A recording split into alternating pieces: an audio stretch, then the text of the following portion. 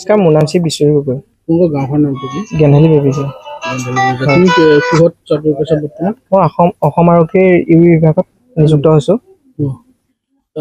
কোনটো ইউ বিভাগত আছে? কি ক'বা, যিহেতু স্বচ্ছ নিকাভাৱে এটা চাকৰি পাইছিলে, আশা আছিল নে? আশা আছিল, মামাৰ ওপৰতো আমাৰ আশা আছিল। মামাই যে এনেদৰে আমাৰ দুখীয়া শ্ৰেণীৰ লোকক তেনেদৰে এটা চাকৰি দিব বুলি।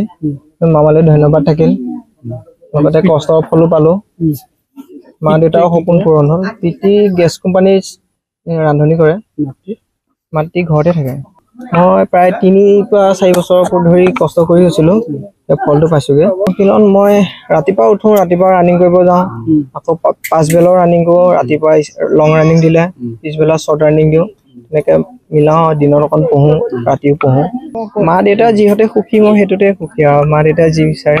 মোৰ নামটো শ্ৰী দুৰ্লভ গগৈ। আপুনি কিহত কাম কৰে? মই গেন্ধালি বেবেৰীয়াৰ গেছ কোম্পানীতে ৰান্ধনি কৰোঁ। আজি পুত্ৰই আৰক্ষী বিভাগত চাকৰি পাইছে, হয়। কেনেকুৱা লাগিছে? আজি মোৰ বহুত আনন্দৰ দিন। কষ্ট হৈছিলে আৰু মোৰ মানে এনেকুৱা হয়, য'ত মানে 2 টকা খৰচ কৰিব লাগে, তাত মই 1 টকাহে খৰচ কৰোঁ।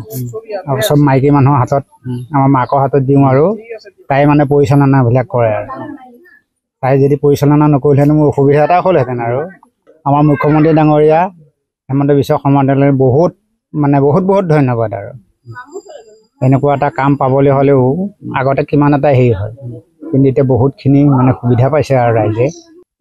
মুখ্যমন্ত্ৰী ডাঙৰীয়ালৈ ধন্যবাদ জ্ঞাপন কৰিছোঁ, তেখেতে এইকণ সুবিধা দিয়াৰ কাৰণে। কাৰণ আমি দুখীয়া মানুহ, আমি টকা পইচা দিশটোত আমি বহুত দুৰ্বল।